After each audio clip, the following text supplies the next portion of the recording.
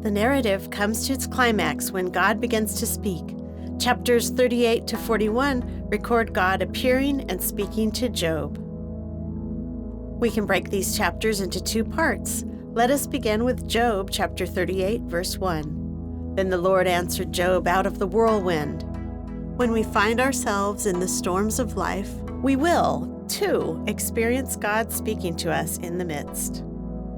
At the same time, in Job chapter 38, verse 1, the text mentions answered Job, in which the word answered was previously used in Job's speech. Job had always hoped for an answer from someone, but it never came. However, when God appears, it is very likely that he is here to answer Job. Job desperately wants to know why God would allow a righteous man to go through such trials, and he gets no answer from God. Take note that God does not answer Job directly about why he is innocent yet suffers. Instead, God answers Job in his own way. God promises Job that in the midst of the storm, he is with him. All in all, God's response leads Job to realize that there is no need for him to know the causes of his suffering, because God's presence already surpasses Job's questions. Notably, when God appears, all of the responses he gives Job are about his creation. God answers Job by asking him rhetorical questions. Throughout his entire speech, God asks more than 70 questions, none of which Job is able to respond to. God's questions are, where were you? Did you know? Can you? Do you have the wisdom to? The first section can be divided into three parts. The first part is from verses 4 to 18, where God talks about the universe. Where were you when I laid the earth's foundation? Who marked off its dimensions? God asks, where were you when I laid the foundation of the earth? The world is seen as a big house as God laid the foundation of the earth. There was no one present with him at the time when he first laid the foundation of the house, or should we say the earth. Thus, God is like what Job 38:5 describes as the measure of the earth. He asks, who stretched the line upon it? In the last part, we see God asking, on what were its bases sunk, or who laid its cornerstone? Of course, the answer is simple and is definitely not Job. Who shut up the sea behind the doors when it burst forth from the womb? God continues in verse 7, when the morning stars sang together and all the heavenly beings shouted for joy. The stars and heavenly beings witnessed God laying the foundation of the earth. Therefore, when God makes these key statements in the beginning as the creator of the universe, Job is able to see the contrast between him and God. Next, God speaks of the ocean. In the Old Testament, the sea represents turmoil. Here, it is likened to a newborn baby. If there were no boundaries for the sea, it would easily destroy things. Therefore, the question becomes, who shut in the sea with doors? In verse 9, God continues using this analogy, saying, when I made the clouds its garment and thick darkness its swaddling band. This far you may come, and no further. Here is where your proud waves halt. He says he prescribed bounds for it and set bars and doors. In the second half of verse 11, God says, thus far shall you come, and no farther, and here shall your proud waves be halted. Here, God sets boundaries for disasters. This allows us to see that in the beginning, God also set a clear boundary for Satan, telling him only to touch what Job had, not Job himself. Later, God gave permission to Satan to harm Job's body, but not to take his life. Though powerful, both the ocean and Satan are still under the authority and command of God. Who cuts the channels for the torrents of the rain, and the path for the thunderstorms, to the water and lands where no one lives? Next, God continues to talk about the weather and the boundlessness of the universe. Though Job can tell the weather, he does not have the power to change or control it. In fact, throughout God's speech, he makes no mention of man. God sends rain in the wilderness where there is no one, which seems like a waste because the rain nourishes the earth and its crops. Consequently, God's way of creation is unlike man's, where everything revolves around man. Next, God talks about the universe, including the contrast between darkness and light, the door of death, the vastness of earth, and the dwelling place of light. God continues to ask Job, "Did you know?" Job is speechless, unable to answer any of his questions. As a result, God leads Job on a tour from the heavens to the seas, showing him how truly great he is, and in contrast, how finite Job is. In verses 31 to 32, God uses many beautiful phrases to speak of the stars and galaxies, which are beyond Job's comprehension. Not only does God know it all, he is also in control of everything.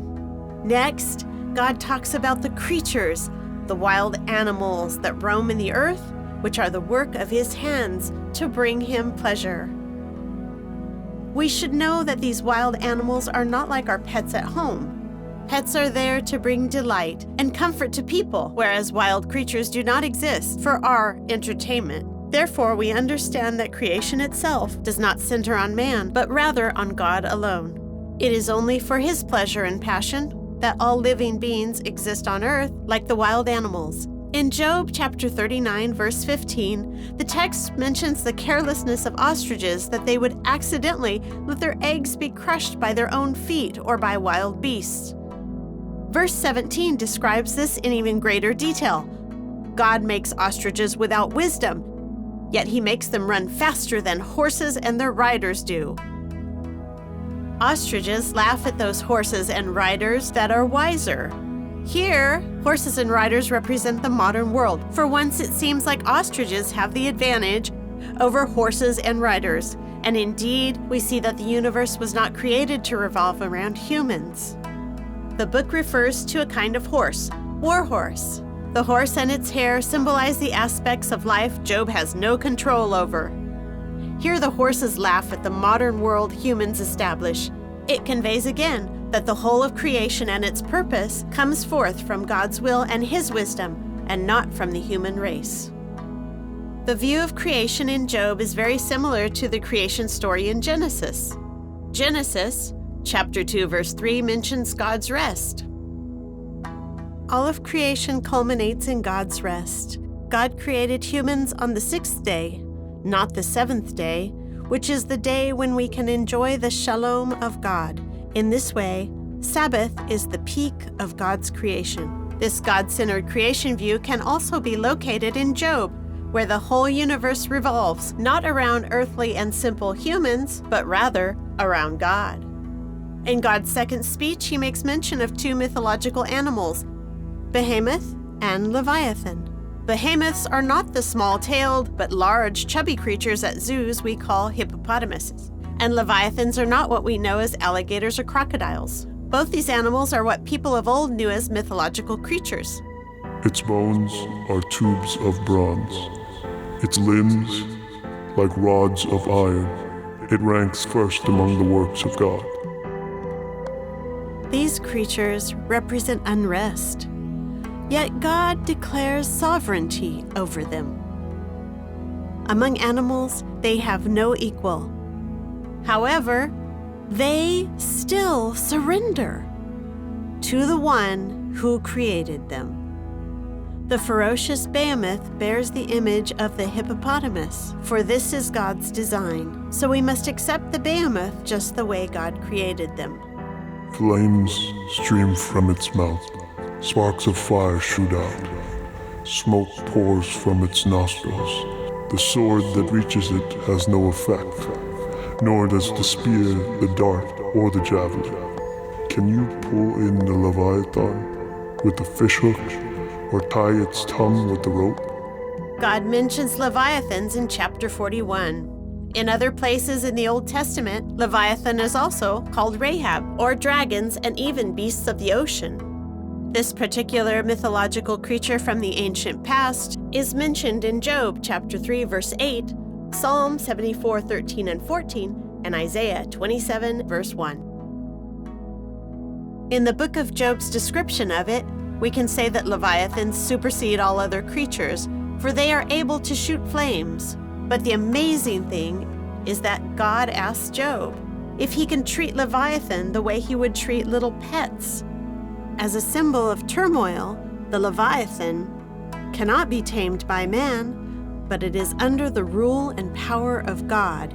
In other words, only with the express permission of God can chaos and turmoil come to pass. In God's speech, we see God taking Job on a tour of the universe, from the heavens, the earth, to the seas. At the end of this field trip, God helps Job realize that despite his greatness and Job's smallness, God sees and cares about Job, though Job doesn't fully understand why he suffers.